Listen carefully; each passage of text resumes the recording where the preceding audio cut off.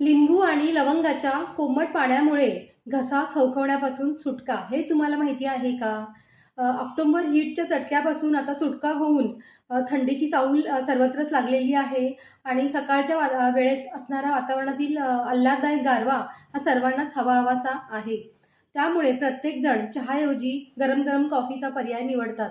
परंतु त्यामुळे फक्त तात्पुरता आराम मिळतो. सर्दी, खोकला किंवा घसा खवखवणे हे प्रकार या ऋतूमध्ये खूप पाहायला मिळतात आणि त्यामुळे आपल्याला ह्याच्यापासून सुटका हवी असेल तर लिंबू आणि लवंगा असलेले कोमट पाणी प्यायलं तर लिंबूमधील क जीवनसत्व यामुळे आपली प्रतिकारशक्तीसुद्धा वाढते आणि वजन घटण्यात सुद्धा मदत होते. लवंगामध्ये दाहक विरोधी गुणधर्म असतात, जे आपला जो श्वसन नलिकेतील श्लेमा असतो तो काढण्यास मदत करतात. तसेच त्याच्यामध्ये युजिनॉल आणि गॅलिक ॲसिड सारखे संयुगे असतात आणि यामुळे टिश्यूंचे आरोग्य हे टिकून राहते.